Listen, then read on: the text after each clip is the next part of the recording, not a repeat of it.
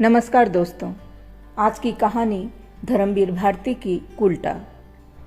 कहानी है मेरी पड़ोसन की। पड़ोसिनें अच्छी भी होती हैं और बुरी भी, करकसा भी होती हैं और सीधी भी, लड़ाकू भी होती हैं और मिलनसार भी। लेकिन मैं तो कुछ इस किस्म का आदमी हूँ जिन्हें कि भले बुरे की तमीज़ नहीं होती, वरना भले और बुरे के बीच की अंतर रेखा का कोई महत्व ही वे नहीं समझ पाते।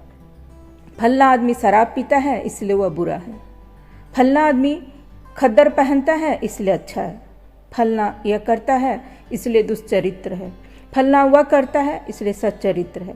इस तरह के बंधे बंधाए फैसले कभी भी मेरा मन स्वीकार ही नहीं कर पाता। मेरे लिए फल्ला व्यक्ति है, फलानी चीज़ है, फलानी बात है, बस इतना ही सच है। विशेषणों को समझने और महत्व देने की बुद्धि जैसे मुझे मिली ही नहीं। इसीलिए कभी कभी जब मुझसे कहा जाता है कि उससे दूर रहो, यह बात अच्छी नहीं, तो मैं इसका अहमियत नहीं समझ पाता। इसी अच्छे और बुरे की बात को लेकर अक्सर मुझ में और भैया में तनातनी रहती है। भले और बुरे की पहचान की उन्हें कुछ ऐसी ईश्वर प्रदत्त प्रतिभा है कि वे उड़ती चिड़िया पहचान लेते हैं। किसी का चेहरा देखकर बता दें कि उस आदमी में कितने महान दुर्गुण भरे हुए हैं। यह बात नहीं कि दुनिया को देखने, समझने और अभ्यास करने से उनमें यह अद्भुत शक्ति आई है। यह तो ईश्वरीय देन है, वरना इस विश्लेषण से मैं जड़मती इतने अभ्यास के बाद सुजान बन ही गया होता। अब इन्हीं नंदराम घड़ीसाज को ही लीजिए। इन्हें मेरे पड़ोस में आए सिर्फ 3 ही महीने हुए हैं, लेकिन भैया ने पहले ही दिन बता दिया था कि इनकी बीवी के रंग ढंग अच्छे नहीं हैं। यूँ उससे काफ़ी उम्र कम थी, कम से कम 28-30 के करीब। गोद में 4 महीने का एक बच्चा था। देखने सुनने में बहुत मलिन और गंदी। नाम भी कोई अच्छा नहीं, सिर्फ लाली। लेकिन बाहरे भैया कि उनसे लाली की दुष्चरित्रता भी नहीं छिप सकी। भैया रोज उसके बारे में नई नई बातें बताते और मुझसे भैया की इसीलिए बहस हो गई। यूँ तो मुझे इस तरह की बातों पर अक्सर यकीन नहीं होता, और फिर लाली जैसी औरत को कोई भला निगाह उठाकर देखना भी पसंद नहीं करता। लेकिन भैया का कहना है कि औरतों को समझता ही नहीं। यूँ कभी वह आग लेने, कभी लड़के की घुट्टी लेने और कभी तुलसी की पत्ती लेने मेरे यहाँ आती थी। मगर भैया के फैसले ने इतना डरा दिया था कि मैं कभी उसके सामने भी नहीं जाता था। मुझे ऐसी बातों पर जरा कम यकीन होता था, मगर मेरे यकीन करने न करने से क्या, जब सभी जानते हैं कि मुझे भले बुरे की तमीज़ नहीं। लेकिन एक घटना ऐसी हुई कि मेरा ध्यान उसकी ओर बुरी तरह खींच गया। उस दिन इतवार था और मैं दालान में बैठा साइकिल साफ कर रहा था। भैया, आपके पास कोई डाक का लिफाफा होगा? मैंने सिर उठाकर देखा तो लाली। मेरी तो जुबान तालू में चिपक गई। नहीं, मैंने किसी तरह कहा, मगर सच बताऊं आपसे, अगर भैया का डर न होता तो उससे कुछ बातें करना चाहता था। टिकट है? उसने फिर पूछा। नहीं, लेकिन सुनिए। सहसा मैंने देखा दरवाजे पर भैया और बड़ी सफाई से स्वर बदल कर मैं बोला, क्या मैं कोई डाकखाना खोले हूँ क्या? जी नहीं भैया जी। उसके स्वर में बेहद दीनता थी।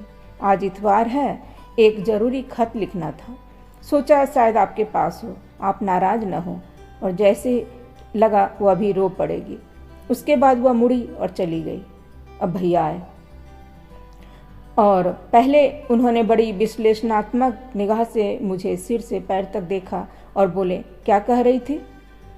लिफाफा टिकट मांग रही थी। भैया बहुत गंभीर थे। तो यह ढंग निकाला है, कमीनी बच्चा बदजात। नहीं भैया, मगर उसने और कोई बात नहीं की। मैंने उसे डांट दिया तो बेचारी रुआंसी हो गई। बेचारी रुआंसी हो गई? बेचारी पर खास जोर देते हुए भैया ने कहा, तुम अभी इन लोगों के ढंग नहीं जानते, पूरी उल्टा है यह। क्यों, किसी पर तोहमत लगाते हो? तोहमत? जानते हो विधवा है यह, दूसरा ब्याह किया है। मैंने पहले ही दिन कह दिया था। लेकिन इतने से ही दुष्चरित्र कैसे हो गई? क्यों, एक आदमी मर गया तो चैन नहीं पड़ा? और मैं कहता हूँ, कौन जाने इसने पहले आदमी को जहर न दिया हो। 100 बार ऐसी खबरें अखबार में निकलती हैं। मैं चुप रह गया। बात सही थी, कौन जाने उसने जहर ही दिया हो। लेकिन भैया के स्वर में कुछ ऐसा था कि उसमें मुझे अपने प्रति अच्छा न लगा। मैं बोला, आप तो सक्की हैं। भैया सुनते ही मुड़े और फिर मेरे बिल्कुल नज़दीक आकर बोले, और आप झक्की हैं। तुम जानते हो, जब तुम कॉलेज चले जाते हो तो रोज़ दोपहर में आकर मुझसे पूछती है, मेरा कोई खत तो डाकिया भूल से नहीं दे गया। बताओ, किसी का खत तो डाकिया मुझे नहीं दे जाता, फिर उसका ही क्यों दे जाएगा? फिर तुम्हारी सामने पूछने क्यों नहीं आती? अकेले में ही क्यों पूछने आती है? मैं सब समझता हूँ। प्रमाण अकाट्य था। मैं इस बार सचमुच निरुत्तर था। भैया फिर दरवाजे तक जाकर रुक गए और पैंट पर क्लिप चढ़ाते हुए बोले, और फिर मान लिया कि वह किसी और मतलब से नहीं आती, लेकिन कौन है जिसके खत के लिए इतनी चिंता कि किसी दूसरे के हाथ न पड़ जाए? किसे खत भेजने की इतनी बेताबी है? इतबार भी काटे नहीं कट रहा है। और भैया साइकिल उठाकर चल दिए। उसी दिन से पता नहीं क्यों मैं लाली के बारे में अनावश्यक रूप से सोचने लगा। उसका घर खपरेल का था। मेरी खिड़की से उसका आंगन दिखता था। सहसा मुझे इस बात का ख्याल हो आया कि आज तक मैंने न कभी खिड़की बंद करने की कोशिश की और न कभी उसने पर्दा करने की। नंदराम से वह बहुत कम बोलती थी। नंदराम की उम्र 45 साल की थी और उसकी पहली पत्नी से 2 बच्चे थे जो लाली से नफरत करते थे।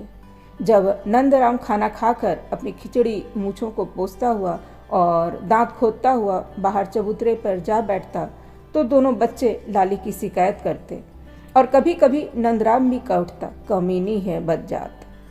और फिर आंगन में खड़े होकर गुर्राता। वह कहता, मैं कह देता हूँ कि घर में इन्हीं बच्चों के आराम के लिए लाया हूँ। तुझे माँ बनकर रहना हो तो रह, वरना याद रख, भूखों मर रही थी, अब चर्बी चढ़ गई है ना, हड्डी हड्डी तोड़ डालूंगा। इतने में ही नंदराम का बड़ा लड़का पुत्तन गोद के लड़के को धीरे से चुटकी काट लेता और वह चीख कर रो पड़ता। लाली जब तक उससे दौड़कर चुप कराए तब तक नंदराम कहता, हरामजादी, अपनी संतान को तो खाए जाती है, दूसरे के पेट की क्या ममता होगी। मुझे तो समाज के मंत्री जी ने अच्छा फंसा दिया, कहीं बुढ़ापे में यह पाप गले पड़ा मेरे। और वह खड़ा चटकाता हुआ फिर चबूतरे पर चला जाता है। अगर मेरी जगह कोई और होता तो नंदराम का पक्ष लेता या लाली पर तरस खाता, मगर मैं तो बता चुका हूँ कि मुझे भले बुरे की तमीज़ ही नहीं और दुनिया की कोई चीज़ मेरे लिए अहमियत ही नहीं रखती। लेकिन आज की घटना के बाद ये सभी चीज़ें न जाने किस कोने से निकलकर मेरे मन की परतों में रेंगने लगी। शाम को लेटा तो भी यही सोच रहा था। होली नज़दीक थी और कुछ दूरी पर कुछ बारी मिलकर ढोल पीट पीट कर फगुआ उड़ा रहे थे। इतने में भैया भी आकर बैठ गए। सामने की खिड़की खुली थी और नंदराम आंगन में खड़ा रोज का कार्यक्रम पूरा कर रहा था। हाँ, आज जरा उसकी आवाज़ तेज थी। वो अपने दोनों बच्चों को सर्कस ले जाने वाला था और कपड़े पहने तैयार खड़ा था। गोद का बच्चा चीख चीख कर रो रहा था, लेकिन लाली गुमसुम चौके में बैठी कुछ बना रही थी। घी और सूजी की महक यहाँ तक आ रही थी, जिससे अनुमान होता था कि वह होली का पकवान बना रही थी। नंदराम कभी पुत्तन की टोपी ठीक करता, कभी अपना कोट, और कह रहा था, पकवान बना रही है हरमजादी। कहा था बच्चों को तैयार कर देना, लेकिन माँ का दिल हो तब ना। अपनी गोद का बच्चा गला फाड़ फाड़ कर मरा जा रहा है, जाने किसे खिलाएगी पकवान। एक को तो खिला खिला कर मार डाला और वह पैर पटकते हुए चला गया। भैया बड़ी दिलचस्पी लेकर सुन रहे थे और उस कमीनी कुल्टा पर डांट पड़ने से उन्हें एक विचित्र प्रकार का मानसिक संतोष प्राप्त हो रहा था। सहसा वे मुझसे बोले, इधर आओ, देखो जरा। मैंने खिड़की से झुककर देखा। लाली कढ़ाई के पास से उठाई थी और सामने एक थाल में से चीज़ें उठा उठा कर खा रही थी। बच्चा एक खटोले पर पड़ा रो रहा था। रोते रोते गला बैठ रहा था उसका, मगर लाली थी कि उस ओर बिना ध्यान दिए एक एक चीज बहुत स्वाद लेकर चख रही थी। कुछ ऐसी विभत्सता थी इस दृश्य में कि मैं सिहर उठा। सचमुच यह औरत दुश्चरित्र ही नहीं, नीच है, जानवर है। बच्चा चीखते चीखते मरा जा रहा है और इसे अपने पेट की पड़ी है। यह माँ है, यह माँ है। भैया बोले, छी, मैं कहता हूँ औरत में जो कुछ अच्छा है, ऊंचा है, वंदनीय है, वह है उसका मातृत्व। जहाँ वह उससे गिरी कि फिर गोश्त के भूखे प्यासे लोथड़े के सिवा रह क्या जाता है? कुछ भी तो नहीं। अब बताओ, कोई भी इंसानियत रह गई है इस औरत में? केवल लालसा, अंधी तृष्णा, चाहे वह स्वाद की हो या भोग की। छी! इस बीच लाली उठी और एक पिटारी ले आई। बच्चा अंत में रोते रोते सो गया था। पिटारी में उसने बहुत सारा पकवान रखा और एक कपड़े से बांध दिया। इतने में किसी ने बाहर से आवाज़ दी। वह बाहर गई और हम लोगों ने देखा उसके पीछे पीछे कोई आदमी तंजेब का कुर्ता और धोती पहने आ रहा है। आदमी ने अंदर आते ही चारों तरफ देखा। लाली बोली, कोई नहीं है, घबराओ मत। उसने सशंकित निगाह से हमारी खिड़की को ओर देखा और कुछ लाली से कहा जो सुनाई नहीं पड़ा। लाली थोड़ी देर आंगन में खड़ी कुछ सोचती रही, फिर चुपचाप बरामदे में चली गई। वह आदमी भी अंदर चला गया। मैं मारे ग्लानि के खिड़की के पास से उठाया। भैया कमरे में टहलने लगे। देखा तुमने? थोड़ी देर बाद बोले, अब तो अपनी आंखों से देख लिया। मैं कल नंदराम से कहता हूँ कि वह अपना मकान बदल ले, वरना अच्छा नहीं होगा। मुझे यह सब बहुत नापसंद है। ऐसे आदमियों का पड़ोस कितना गलीज होता है। थोड़ी देर में आदमी जब गया तो हाथों में पकवानों का पिटारी थी। मुझे कभी कभी ताज्जुब होता था, नंदराम क्यों इतना बेखबर है? क्या वह लाली के रंग ढंग नहीं समझता? क्यों नहीं वह ऐसी औरत का गला दबा देता? एक तो विधवा ऊपर से, लेकिन कुछ रोज बाद, शायद होली तब तक बीत चुकी थी, उस घर में एक घमासान कांड मचा। आंगन में कुछ नहीं दिख पड़ता था, मगर बरामदे में अंदर नंदराम चीख रहा था। मैं सब समझता हूँ, सब जानता हूँ। रोज मोहल्ले भर में जाकर उसकी चिट्ठी ढूंढती है। उसी के लिए अब पकवान बने थे, ले और ले।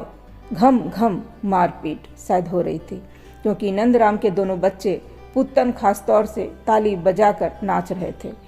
बीच बीच में सिसकियों की आवाज़, बाद में फिर नंदराम की आवाज़, इतनी हिम्मत तेरी, उसे यहाँ बुलाएगी? जान ले लूँगा तेरी कुतिया।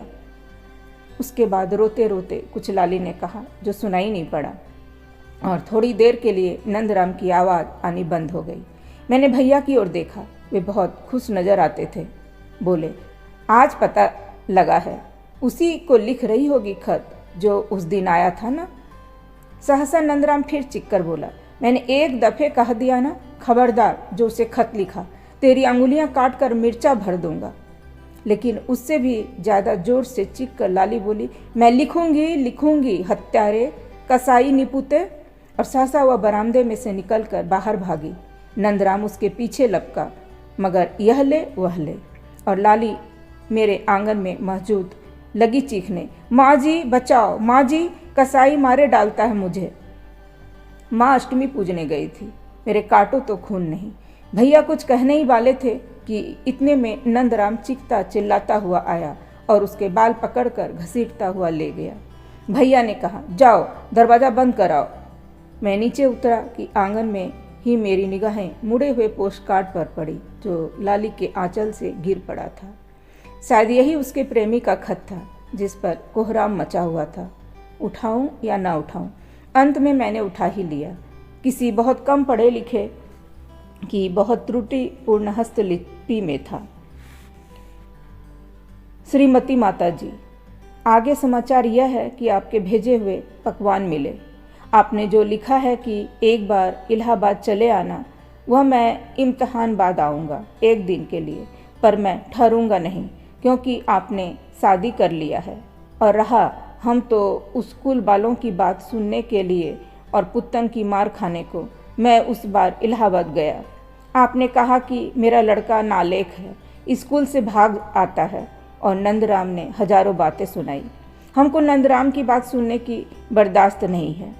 बात सुनने की बर्दाश्त होता तो मामा की खुशमत करता तो वो अपने पास रख लेते। जब मामा के पास से दादा के घर आए तो हमारे कुछ कपड़ा धोबी के यहाँ रह गया, उसे मामी ने नहीं भेजा। और बहुत बात है जो मैं आऊँगा तो बताऊँगा, पर आपने जो लिखा कि मैं 10 रुपये का मास्टर रख दूँगी और 2 आना रोज़ दूँगी, वह आप मुझको देना होता तो पहले देती। मैं आपका नंदराम की कमाई नहीं खाना चाहता। मैंने तो सोचा है कि मुझको दादा नहीं रखेंगे तो किया जिस भगवान पैदा किया वह जिंदा रखेगा। आपने कहा था दादा से कि मैं समझूंगी कि स्कूल में सब मर गए तो समझ लीजिएगा कि मर गया, या इससे आपको दुख हो तो समझ लीजिएगा कि मेरा लड़का मरा नहीं, नालायक है। अब जो दूसरा हुआ है वह बड़ा होकर कहना मानेगा। होली के दिन मामा आपका पकवान दिया पर हम खाया नहीं कि वह नंदराम की कमाई का है, तो उसे मामी रख लिया। यहाँ सब ठीक है। इंदिरा जल गई थी। छोटी बुआ को बिटिया हुई सो निमोनिया हो गया, अब ठीक है। मैं इम्तहान के बाद आऊँगा पर ठहरूंगा नहीं, क्योंकि आप शादी कर लिया है। आपका पुत्र श्याम मनोहर लाल। तो यह था जिसे वह प्रेम पत्र समझ रहे थे। मैंने चुपचाप खत भैया को दे दिया और कुर्सी पर बैठ गया। खिड़की से आवाज़ आ रही थी। लाली जिभा की जाती हुई गाय की तरह डकरा डकरा कर चीख रही थी, मैं लिखूंगी, जरूर लिखूंगी, उसे यहीं बुलाऊंगी, तेरी छाती पर बैठाऊंगी। और नंदराम मारता हुआ चीख रहा था, हरमजादी, कुतिया, कमीनी, बच्चा, उल्टा।